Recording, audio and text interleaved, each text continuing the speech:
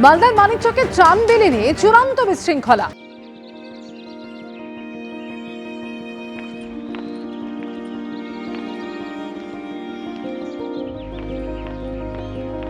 ফিরহাদ হাকিমের নিয়ে যাওয়া ত্রাণ নিয়ে কানাকানি শুরু হয়ে যায়। মন্ত্রী ফিরতেই ত্রাণ লুট করা হয়।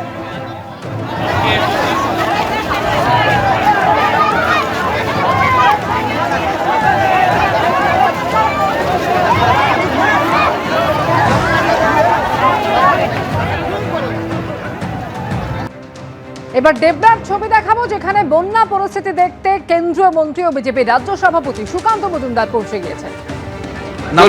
সুরজিৎ দাস সামনে, সুরজিৎ সামনে আসো।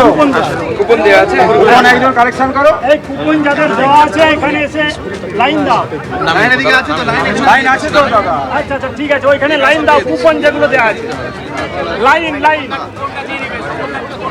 হ্যাঁ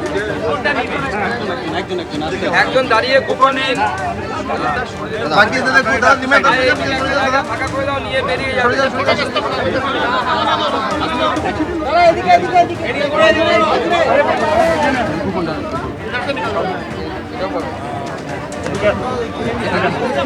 আরে দাদা সামনে পরে লাগবে না।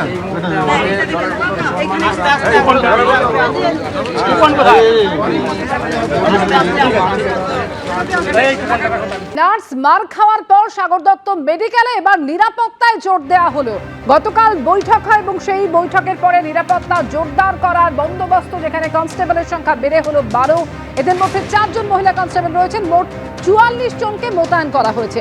সরাসরি হাসপাতালের নিরাপত্তা ছবিটা জানবো সমীরণ পাল প্রতিনিধি রয়েছেন এই মুহূর্তে আমাদের সঙ্গে। সমীরণ, যে কারণে সাগর দত্ত মেডিকেল সেখানে জুনিয়র চিকিৎসকেরা তারা কর্মবিরতিতে সামিল হয়েছেন, মূল যে দাবি সেটা হচ্ছে নিরাপত্তার। 44 জনকে মোতায়েন করা হয়েছে। নিরাপত্তা ছবিটা দেখাও আমাদের সমীরণ। একেবারে অমৃতা, যে কারণে জুনিয়র চিকিৎসকরা কর্মবিরতি শুরু করেছেন শুক্রবার রাত থেকে, অর্থাৎ হাসপাতালে নিরাপত্তা নেই, ওয়ার্ডের মধ্যে নিরাপত্তা নেই, আর সেই কারণে নিরাপত্তা বাড়ানো হয়েছে।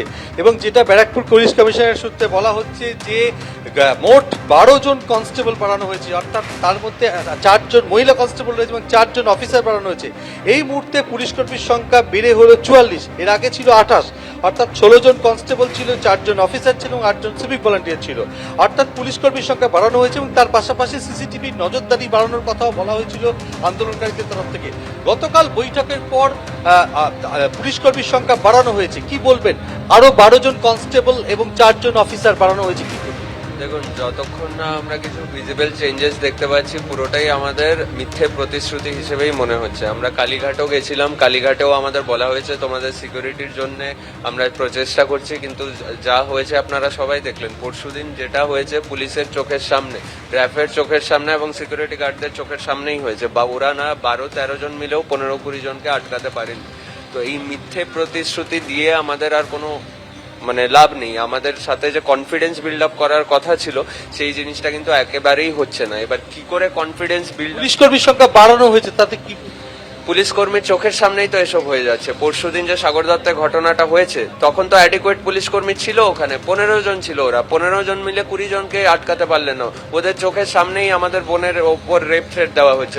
তুমি বুঝতে পারছো যে সক্রিয় ভূমিকার কথা বলা হচ্ছে, অর্থাৎ পুলিশ কর্মীর সংখ্যা বাড়ানো হলেও জুনিয়র চিকিৎসকরা যেটা জানাচ্ছেন যে আরো সক্রিয় ভূমিকা নিতে হবে, এবং যতক্ষণ না সেই সক্রিয় ভূমিকা কার্যকরী হচ্ছে ততক্ষণ তারা তাদের অবস্থাটা অনড়। অর্থাৎ সাগর দত্ত মেডিকেল কলেজ হাসপাতালে যেভাবে ফিমেল মেডিসিন ওয়ার্ডের মধ্যে জুনিয়র চিকিৎসক, পিজিটি, নার্সরা আক্রান্ত হয়েছেন রোগীর পরিবারের হাতে, তারপর থেকেই তারা কর্মবিরতি শুরু করেছেন। এবং গতকালকের বৈঠকের পর 12 জন কনস্টেবল এবং আরো 4 জন অফিসার বাড়ানো হয়েছে, কিন্তু তা সত্ত্বেও জুনিয়র চিকিৎসকদের বক্তব্য, যতক্ষণ না পুলিশের কার্যকরী ভূমিকা তারা দেখতে পাচ্ছেন ততক্ষণ পর্যন্ত তারা এই আন্দোলন চালিয়ে যাবেন।